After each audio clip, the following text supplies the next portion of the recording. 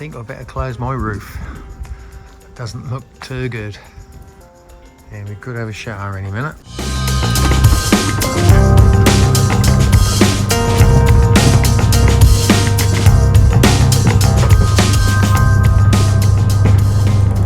Hi everyone, and thanks for coming back to the channel. So it's a windy day and we've got a rain forecast for the next few days. So what do? Well, I've been wanting to change over the rig for quite a while now, take off the ASI and put the Milky Way 3 on so I can start running the rig with Nina.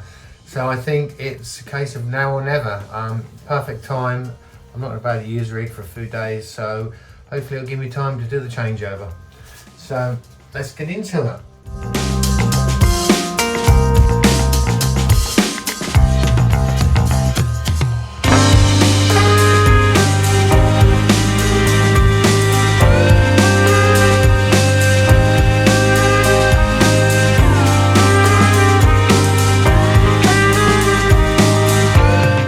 Right, so the first thing to do is get this ASI Plus off. And I can see it's not going to be an easy task straight away. I've got a few things to get off here, and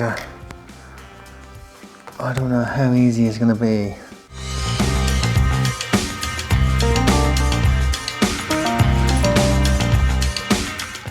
Right, I think the only way I'm going to do this is to undo these rings here.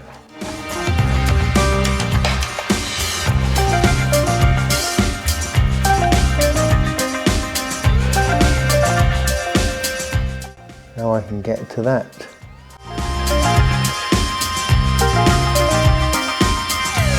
Hopefully that's the only fixing for the ASI air. If I can undo that and take that off, that will be easier than I thought. It's not going to damage anything. Now let's find the Allen key.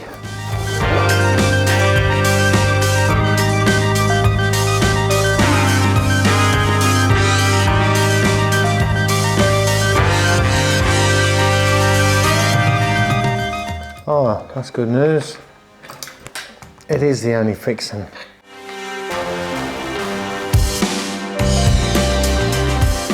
Unplug the power supply, and there we have it, the ASI Plus. I'm going to recycle that. That's going to go on the Astro rig, which has currently got the ASI Air Pro on.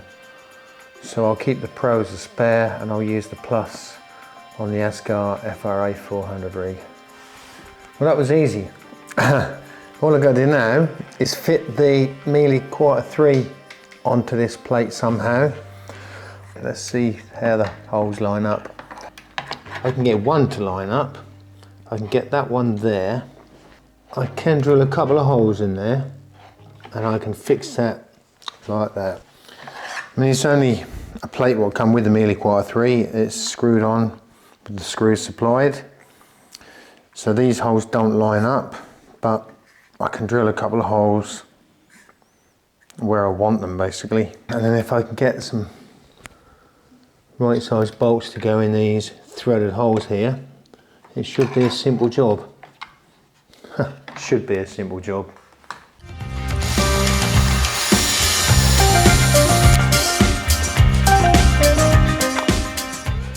Right, so I managed to get a hole drilled, and I've got the plate screwed back on to the Milky Way 3.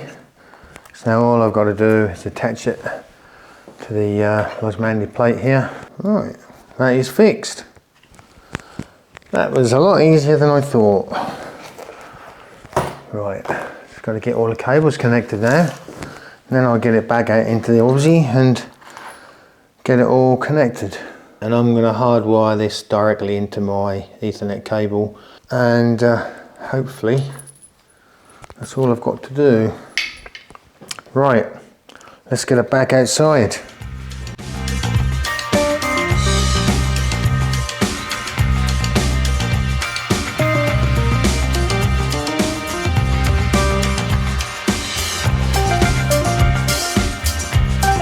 Right, let's get this all plugged in.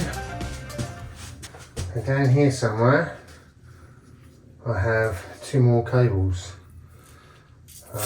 One is an internet cable and the other goes to my Arduino. This is a handy little thing. This is a 90-degree angle USB-C adapter, which will go on the end of my 5.5 to 2.1 lead. Plug in there. This was an idea courtesy of Glenn from Astro. He suggested this would work well, so if I plug that in to the port there, right, that's in. Now this is just going to go up to the Pegasus power box, and I've got one output left. So now they're all full. And that is powering my Milky Way 3. So everything is plugged in. I think it's time for a test. Well, firstly, I need to tidy up these cables a little bit, but I'm going to balance the rig, make sure that's all okay, because obviously I've taken it off.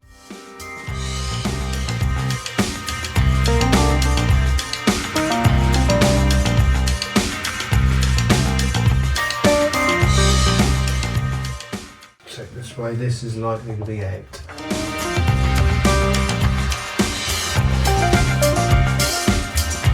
Yeah, I see that's a bit of a problem.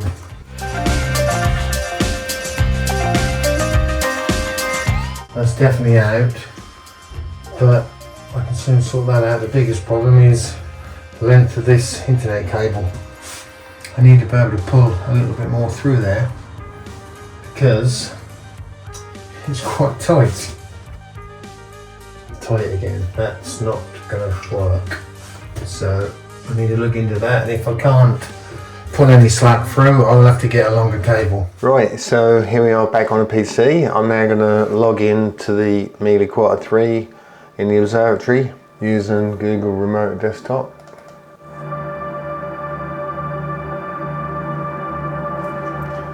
Right, so we're in. Let's fire up Nina. Okay, it's the moment of truth. I'm going to click on Connect All and see what we get.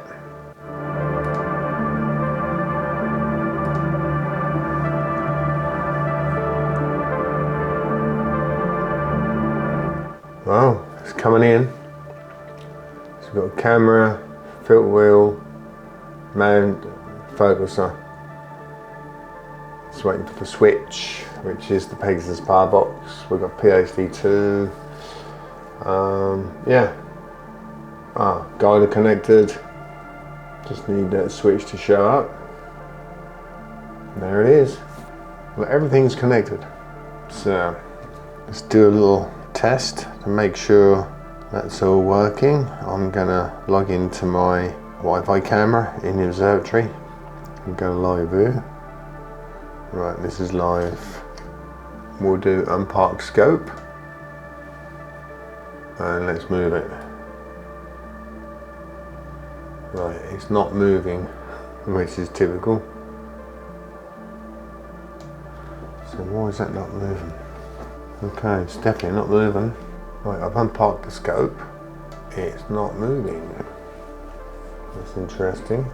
Yeah, everything is connected. I need to go and have a look at it. Right, I'm going to run down and just check on it. So I've got Nina and all the software on the PC, and I've got all the cables connected here on the rig, and mini PC is all plugged in and everything's connected here, this end. When I go onto Nina and hit connect all the equipment shows up, it's all connected. So why is it not working? Well, I'll show you what the error messages are that I'm getting and what I plan to do about it. So I should start by changing all the main cables, and then I'm going to do some software updates. There was one other issue I had with the mount, and that was an error message kept popping up saying the mount does not support the required pulse guide interface. So how to fix that is if you go into your EQ mod toolbox here and click on driver setup. Now on this guiding drop down box here, check that it's not set to ST4, because my one was set to ST4 like this. Drop down list, click on ASCOM post guiding, and that will fix the problem. And also make sure where it says over here J2000, again mine was set like this, epoch unknown, so drop down list, click on J2000, and then come down to the bottom here and go OK, and that solved my main connection problems. It may fix yours, it depends on what errors you're getting, but those two things are two things to look out for, and hopefully that'll help. These are the cables that I ordered yesterday, and they're here already. So these are by Lindy, and they're the Anthroline, and they've got good reviews. So let's get them on the rig and see what happens. Right, so let's get these cables off then.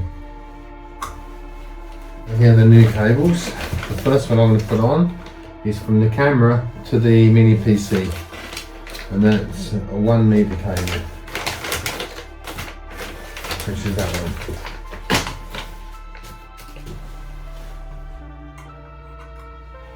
I'm going to put the slightly longer cable from the mini PC up to the Pegasus power box. Let's take that one out. Well, I've got to sort these cables out. I did have it nice and neat at one point, but it's got a bit out of control at the moment, so that's something to sort out.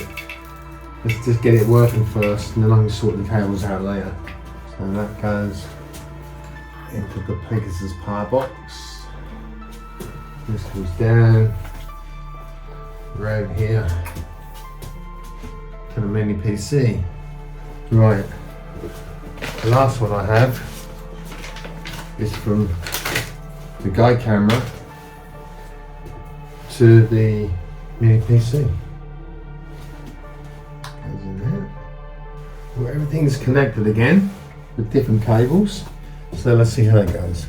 Right, so here's the 3 new cables that I'll put in, going into the mini PC, and going into the camera and the guide camera and Pegasus power box. So as you can see here, I'm uninstalling the ASCOM platform and reinstalling the latest version. I've also done that for the ZWO camera drivers. I've uninstalled basically everything and reinstalled all of it. So if this doesn't work, then I really don't know what to do. Now let's try this. See if we can connect everything. Connect all devices. Oh, we've got some success here.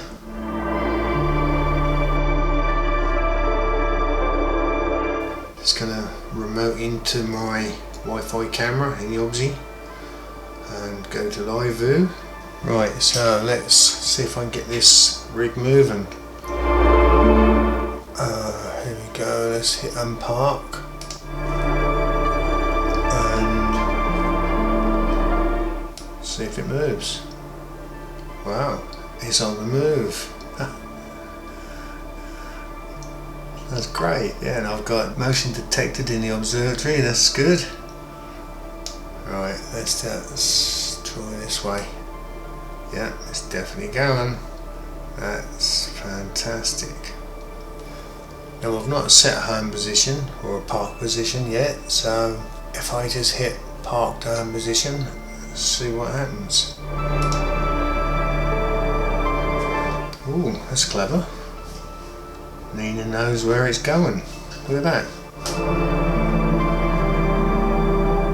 Assuming it's going to stop there. Yeah, it has. Brilliant. I haven't even set anything. That's great. That seems to be working. Right. So I'm connected.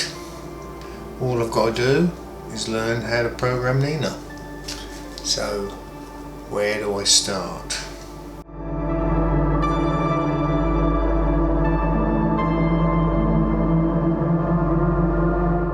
Right, so let's get back into Nina and see if we can get this rig actually working. Right, let's hit connect all and hope everything connects.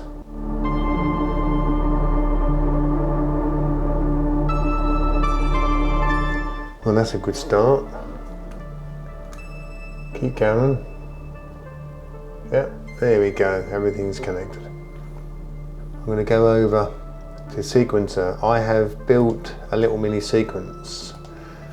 I'm not going to show you how I did it because I'm by no means an expert in this.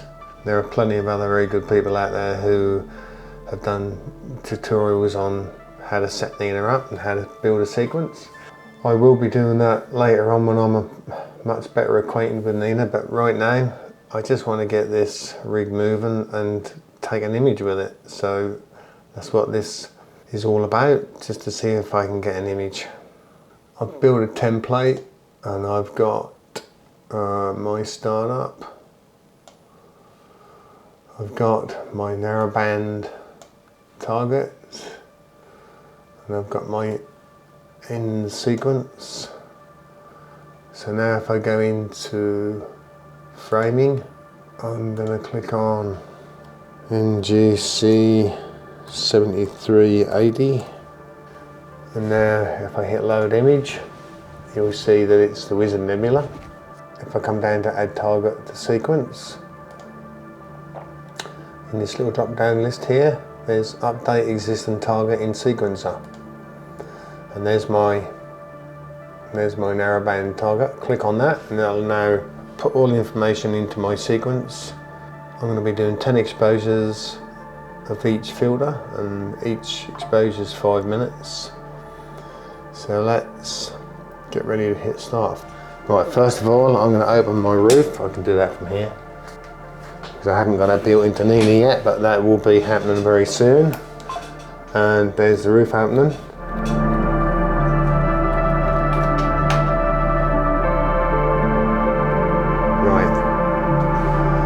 So now I'm going to click start on my sequence and see what happens. This really is the very first time I've ever done this, so I have no idea what's going to happen. It's cooling the camera, that's what it's doing. It's cooling the camera to -10. It's going to unpark the scope. It's going to slew and center my target, which is NGC 7380. It's going to run an autofocus, start guiding, and hopefully start taking some images. I'm doing an SHO, 10 5-minute subs on each, and then at the end it's going to warm the camera and park the scope. We will see what happens. I have no idea what's going to happen. It's going to be interesting to see. Fingers crossed. But you never know, I might even get an image out of it. This will be my very first image shot through Nina, and very exciting. Let's just hope that it all works. Been a bit of a struggle to get to this point. I've had a few issues, but hopefully I've got them sorted out now. Let's see what happens. So as soon as it's at -10, hopefully I should see the scope move, which is quite exciting. Is it going to move when it gets to -10 or not? So to you guys who are used to Nina, to me this is a big moment. I was getting close. 8.5. Oh, slew and center. There we go, it's on the move. Wow. Is it going to find the target though? That's the next thing. What's oh, he's taking an image. It's doing an autofocus now. You're going to have to excuse the running commentary, but this really is the first time I've ever done this. This is all news to me. Here's the autofocus. It's kicked in. So I will come back to this later on, and hopefully it will be actually running the sequence and taking images, and I will let you know. I will show you the result.